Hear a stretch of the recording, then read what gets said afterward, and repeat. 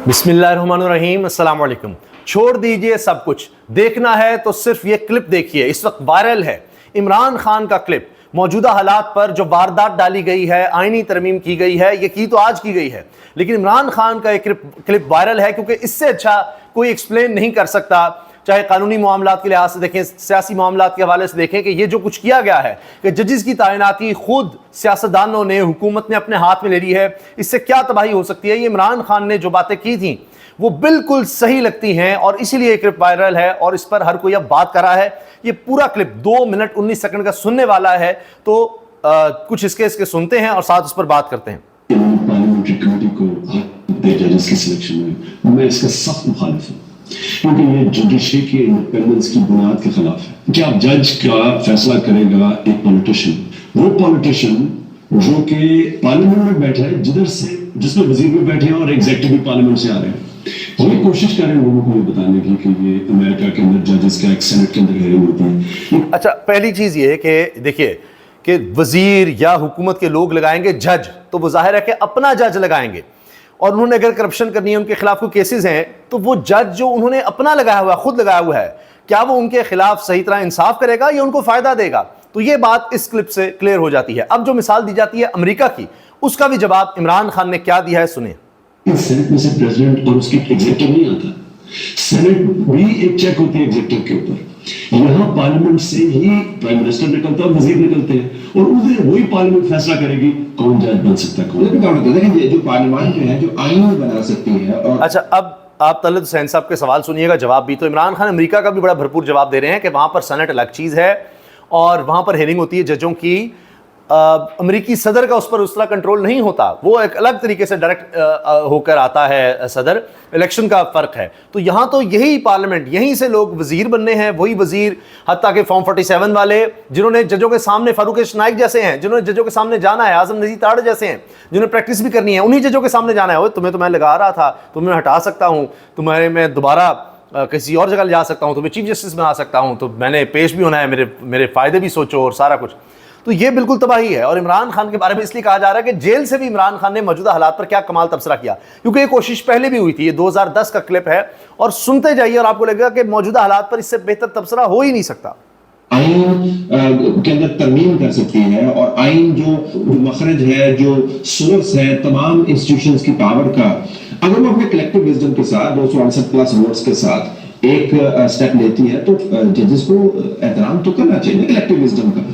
Collective wisdom या collective interest, self interest. कमाल जवाब है कि जी देखिए, पार्लियामेंट सुप्रीम है, सारे मिलकर अगर ये फैसला कर रहे हैं, 2/3 अक्सरियत से फैसला कर रहे हैं, तो इसका एहतराम होना चाहिए, क्योंकि वो पार्लियामेंट सुप्रीम है। जी पार्लियामेंट सुप्रीम कलेक्टिव विजडम, सारों की मिलकर हिकमत या इंटरेस्ट या उनका जाती मफाद, तमाम सबका, सारी जमातों का उनका जाती मफाद, पीपल्स पार्टी का जाती मफाद, नून लीग का जाती मफाद, MKM का जाती मफाद, वो सारे जो बने बैठे हैं कि जी हम ही हैं और पीपल्स पार्टी अपोजिशन बनी हुई है। अंदाजा लगाइए कि जी अपोजिशन में है हम, कहां से अपोजिशन की, जी हम हुकूमत में नहीं है, हुकूमत का हिस्सा है, उनसे बढ़कर हिस्सा है। बिलावल आगे थे इसमें करने में, आप सोचिए जरा।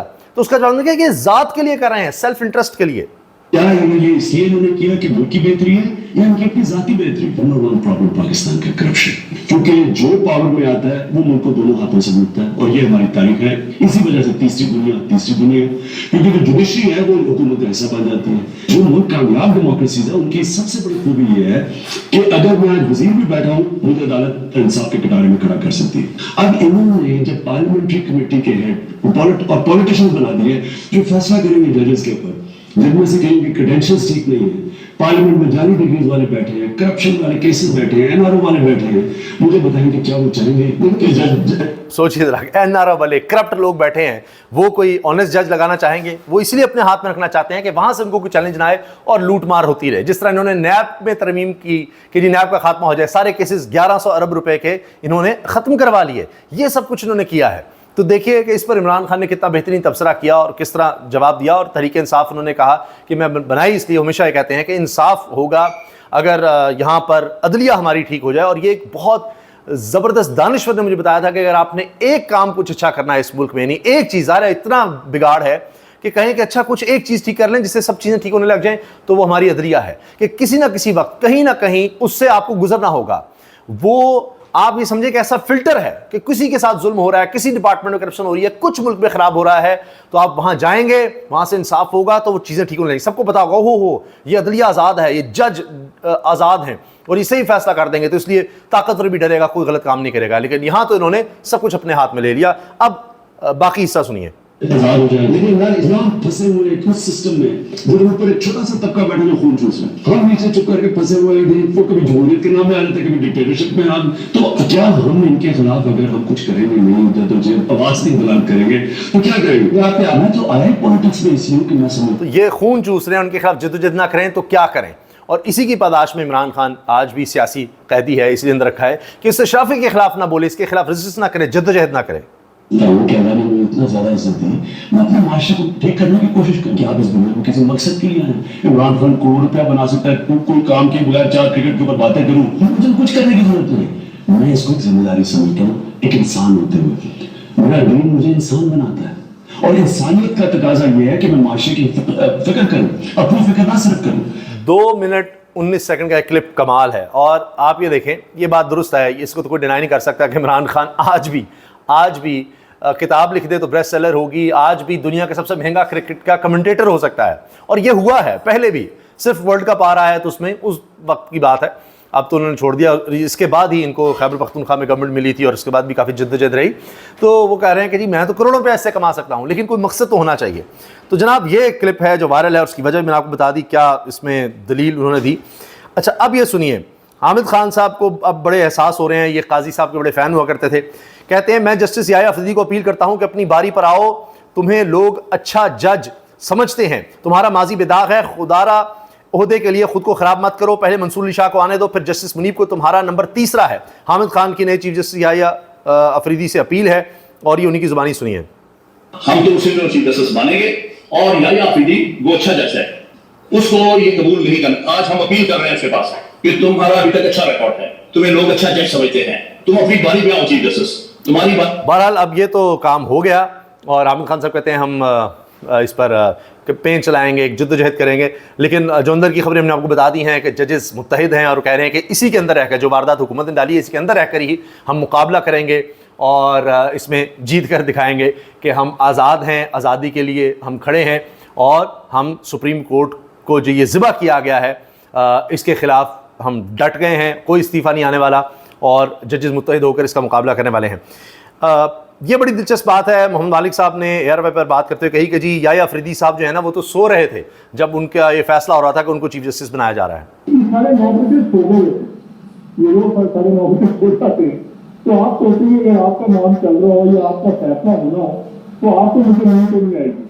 वो कह रहे हैं जी मेरा और आपका नाम चल रहा हो चीफ जस्टिस के लिए मेरी नींद नहीं आएगी, लेकिन वो 9:30 बजे सो रहे थे, उनको इससे कोई मसला नहीं था। अब जनाब हुकूमत अब भी रोड़े अटका रही है। मुझे नहीं लगता कि ये काम ज़्यादा अरसा चल सकेगा कि इमरान खान साहब की अहलिया को किसी तरह रिहाई ना मिल सके और वो रोबकार और वो जारी ना हो सके। जजेस अचानक गायब हो गए सारे जब उनको रिहाई मिल गई। इस पर सलमान सफदर कहते हैं बिलाखिर 264 दिन बाद बुशरा इमरान तमाम केसों का सामना करके जमानत हासिल कर चुकी हैं। हम समझते थे कि औरतों के खिलाफ ऐसे केस नहीं शुरू होने चाहिए थे। बैरिस्टर सलमान सफदर तो बिलावल को बड़ी गैरत जागती थी, वो मरियम का दरवाज़ा टूट गया फलां। अब तो कई यहाँ पर ख़वातीन के दरवाजे तोड़े गए, घरों में दाखिल हुआ गया, पता नहीं जजेस के बेडरूम्स में कैमरे लगे, तो अब उनको याद नहीं आता और अब खातून के खिलाफ कैसे कैसे केसेस बने। इद्दत केस भी बना। बिलावल कभी इस पर बात नहीं करेंगे। अच्छा जी, जजेस के हवाले से बात ये आ रही है, कुछ जजेस तो आएंगे ही नहीं, लेकिन वुकला ने कहा है काला कोट पहनकर बतौर वकील कोई भी नहीं जाएगा काजी फाइसा के अलविदाई तकरीब में। काजी फाइसा के रेफरेंस में कोई वकील काला कोट पहनकर शरीक नहीं होगा। नायब सदर सुप्रीम कोर्ट बार एसोसिएशन, इन्होंने जब ऐलान किया तो देखिए रिएक्शन भी था।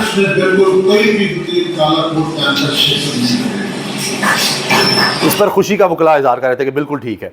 अच्छा, ये बड़ी दिलचस्प बात है।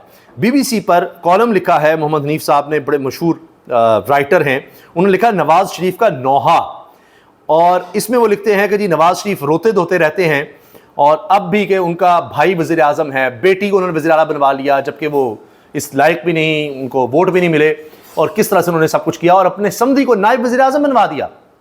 फिर भी आकर उन्होंने जो शेर पढ़ा वो ऐसे था कि जैसे शिकवा कर रहे हैं, शिकायत कर रहे हैं। इतने खुशकिस्मत हो गए डीलें करके, उनको तो सिखाना चाहिए। वो कह रहे थे जाकर बताएं मंजूर पश्तीन को भी मिलें और इसके अलावा बलूचिस्तान के लोगों से जाकर मिलें और उनको जाकर बताएं कि जनाब कैसे डील शील की जाती है, कैसे करना है। हाँ, तुम्हारे साथ अगर कुछ गलत हो रहा है मैं तुम्हें बताता हूँ कि रास्ता क्या होता है, कैसे होता है, मैं किस तरह निकल जाता हूँ, किस तरह मैं डील करता हूँ, किस तरह सारा कुछ करता हूँ। तो उनको ये करना चाहिए, लेकिन वो रो ही रहे हैं। तो मोहम्मद हनीफ साहब की इस बात को हामिद मीर साहब ने भी कोट किया। मोहम्मद हनीफ साहब ने लिखा है कि नवाज शरीफ का गम उस बुजुर्ग का गम लगता है जो 4 शादियों और 14 बच्चों के बाद पोते पोतियों से शिकवा करते पाए जाते हैं कि मुझे सच्चा प्यार नहीं मिला। मालूम नहीं नवाज शरीफ को ये मजाक कैसे लगेगा, लेकिन मुझे तो अच्छा नहीं लगा। हामिद मीर कहते हैं मुझे नहीं अच्छा लगा दालल। और वो अब नवाज शरीफ साहब बाहर भी जा रहे हैं, सब कुछ होने के बाद भी उनका रोना धोना ख़त्म नहीं हो रहा। इतना इस मुल्क पर जुल्म हो गया, जबर तशद्दुद हो गया, कुछ बचा नहीं, आइन भी पामाल हो गया, जुडिशरी का भी बेड़ा गर्क कर दिया, अपने इक़्तिदार के लिए डीलें भी कर ली, केस भी ख़त्म करवा लिए, फिर भी जनाब मोहल्लात में भी रहते हैं, आ जा रहे हैं सारा कुछ, कि फिर भी वही उनका रोना ही नहीं बंद हो रहा। नामजद चीफ जस्टिस याह्या अफरीदी ने सुप्रीम कोर्ट की मुख्तलिफ ब्रांचेस से ब्रीफिंग प्रेजेंटेशन कल मांग ली है। बतौर चीफ जस्टिस एक्टिव हो चुके हैं। उन्होंने 3 जगह पर मुलाकातें की हैं। काजी फैसा से अलग मुलाकात, मंसूर अली शाह साहब से अलग मुलाकात उनके चैम्बर में, और मुनीब अख्तर से भी मुलाकात की है। और ये जो बातें थी कि इस्तीफे आ रहे हैं, फलां हो रहा है, या उनको कहा गया कि आप ना बने, कोई ऐसी कहानी नहीं है। ना कोई इस्तीफा आ रहा है, ना याह्या अफरीदी से किसी जज ने कहा है कि आप ना बने, बल्कि कहा है कि आप ही बने, क्योंकि हमने मिलकर अब बचाना है जो कुछ हमारे पास रह गया है इसमें रहकर, वरना तो अगर आपने इनकार किया तो उसके बाद हुकूमत जो है वो और ही कुछ कर डालेगी। तो अभी देख लीजिए, ये जो मैं आपसे अर्ज़ कर रहा हूँ, ये चंद दिन में ही आपको ये खबरें सामने इंशाल्लाह सच होती नजर आएंगी। याह्या अफरीदी जस्टिस की चीफ जस्टिस काजी फाइसा और जस्टिस मंसूर से अलहदा मुलाकातें हुई। Justice Yahya Afridi chief justice Pakistan मुकर्रर, सदर की मंजूरी के बाद नोटिफिकेशन भी जारी हो गया। जस्टिस मंसूर अली शाह उम्रे की अदायगी के लिए कल सऊदी अरब जा रहे हैं। मतलब ये कि वो कोई लिफ्ट नहीं करा रहे काजी फाइसा को। पहले उन्होंने काजी फाइसा को बचाया था जब उनके खिलाफ रेफरेंस आया था, अब उन्होंने देख लिया कि ये शख्स एहसान फरामोश है, पीठ में छुरा घोंपता है, लिहाजा जस्टिस मंसूर अली शाह उम्रे की अदायगी के लिए कल सऊदी अरब रवाना हो रहे हैं। वो रुक भी सकते थे 1-2 दिन के लिए। और अब जस्टिस मंसूर अली शाह अहले खाना के हमरा उम्रे की अदायगी के बाद 1 नवंबर को वापस आएंगे। तो उस वक्त तक देखते हैं कि याह्या अफरीदी साहब क्या कुछ कर जाते हैं, क्योंकि चीज़ें तब तक बड़ी वाज़े हो चुकी होंगी। चीफ जस्टिस काजी फाइसा के एजाज़ में फुल कोर्ट रेफरेंस 25 अक्टूबर को होगा, और 25 अक्टूबर को पाकिस्तान की तारीख़ के इस लिहाज से एक स्याह दौर का ख़ात्मा हो जाएगा कि चीफ जस्टिस होते हुए जिस तरह के उन्होंने फैसले दिए कि आलमी सतह पर पाकिस्तान की जगह आई हुई कि यहाँ कौन सी जमहूरियत है, किस तरह का यहाँ पर इलेक्शन हुआ, किस तरह औरतों से कागजात छीने गए, किस तरह सबसे मकबूल जमात का इंतखाबी निशान छीना गया। वो उनसे नहीं, वो लोगों से हक़ छीना गया कि वो वोट डाल सकें। और वो कुछ हुआ है पाकिस्तान में इस दौर में कि कभी नहीं हुआ। तो इन्होंने जस्टिस मुनीर और बाकी जितने जजेस को बुरा भला कहा जाता था उन सबको पीछे छोड़ दिया। इजाज़त दीजिए, अल्लाह हाफ़िज़।